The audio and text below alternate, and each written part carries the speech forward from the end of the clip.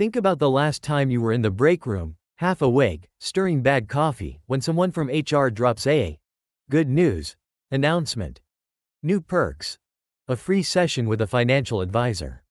A premium bank account upgrade. Special employee rates on a loan. You look around and everybody's into it. People are already joking about finally getting their life together. Someone says, it's basically free money, and you get it. You're busy. You're trying to work, live, maybe save a little. So when something shows up stamped benefit, you assume it's safe. But then the email has a link. Not to your company, to a bank. Or an advisory firm. Or a partner portal. With a shiny sign-up button. And here's the weird part. Nobody asks the obvious question. Why would a financial company give you anything for free? Because that perk isn't just a perk. It's a doorway. And once you walk through it, you're not just an employee anymore. You're a lead. That break room moment. Here's what was actually happening underneath it. Those free perks are usually paid for by a financial institution that has a partnership with your employer. And the perk isn't the product. The perk is the marketing. Let me be clear about something. A bank doesn't show up at your workplace because it loves your financial future. It shows up because the workplace is the cleanest way to acquire customers in bulk. Here's what most people don't realize. Bundling works because it's about retention, keeping you tied to one provider.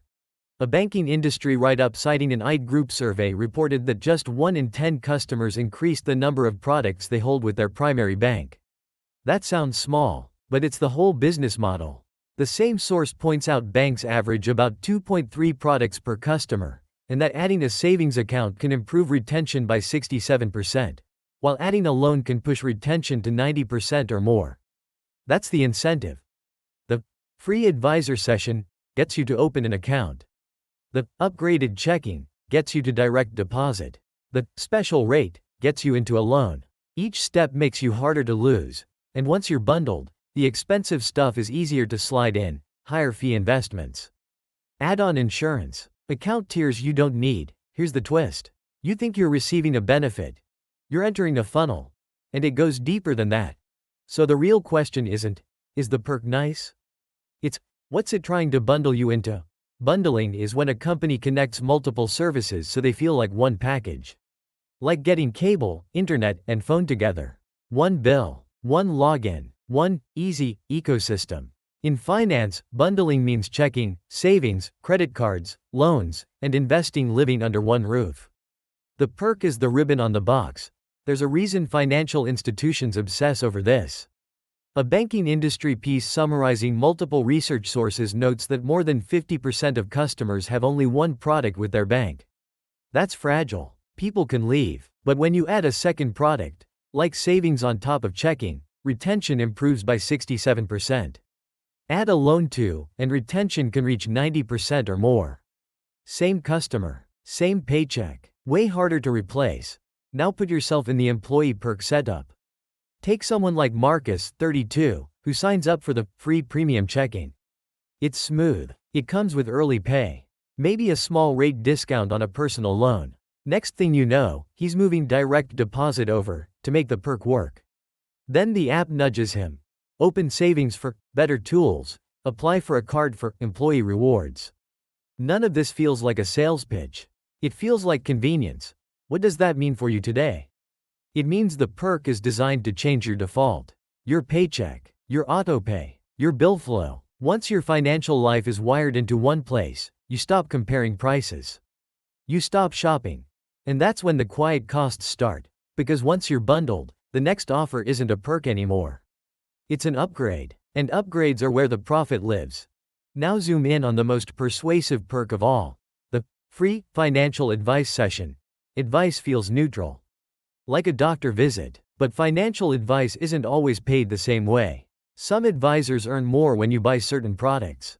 That's a conflict of interest, meaning their paycheck can pull against your best outcome. The U.S. Department of Labor gives a simple example that exposes the math. If you roll over $100,000 and the advice leads you into investments with fees that are just 1% higher each year, you might earn 5% instead of 6%. Over 10 years, at 6% your $100,000 grows to about $179,000. At 5%, it grows to about $163,000. That's a $16,000 difference, from 1 percentage point, and it gets uglier over time. A Pew Charitable Trust's issue brief, summarizing GAO findings and other research, used an example fee gap of 0.09% in a workplace plan versus 1.44% in an IRA's retail fund share class. Over 25 years, total fees were about $5,725 versus $70,545, and the age 90 balance example was $261,015 versus $123,385. A shortfall of roughly $137,630. This is how the free session pays for itself. So what do you do with this? You treat the session like a first date, not a wedding. You can use it to get clarity on goals and questions. But you don't outsource the decision in the room. Because the trap isn't the conversation. The trap is the paperwork they slide over right after, the easy button that locks in expensive defaults. You can now see the funnel. But the real damage happens after you sign up, when the perk quietly becomes a fee, a contract, and a default you stop questioning. That easy button is where your money starts leaking in ways you don't notice until months later. The wallet damage isn't usually one huge charge. It's friction, little requirements and maintenance rules attached to the free perk.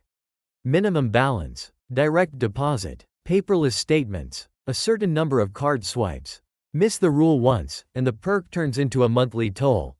Picture the premium checking upgrade that shows up as an employee benefit. Many premium checking accounts come with higher minimum balance expectations, often $10,000 to $15,000 or more, just to avoid the monthly maintenance fee, according to a breakdown of premium checking requirements. And Investopedia notes those monthly fees are typically around $25 if you don't maintain the minimum. That's $300 a year for the privilege of keeping your own money in their building. Now add the stealth sequel. Once your paycheck and bills are routed through that account, one timing mistake can stack more fees. The FDIC's consumer guidance explains banks may charge monthly maintenance fees that can be waived with things like direct deposit or a minimum balance. And it flags overdraft and NSF fees as separate charges that can hit when transactions clear without enough funds. So what does this mean for you? It means you don't judge the perk by the headline. You judge it by the rules. If the free upgrade requires you to park $10,000 you could be using elsewhere, or forces your paycheck to land in one place, you just became easier to monetize. And once your defaults move, paycheck, autopay, cards. The hard part isn't the fee. It's switching back.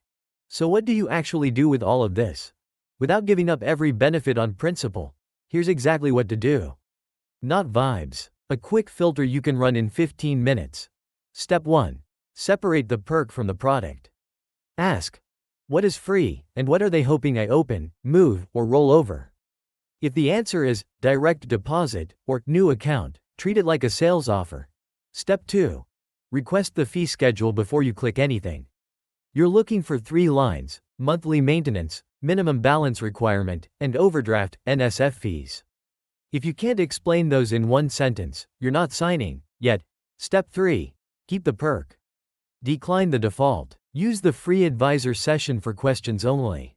Bring your own agenda. Then say one clean sentence: don't open anything today. Send me the recommendations in writing with all fees. That alone changes the room. Step 4. Build a 2-account escape hatch.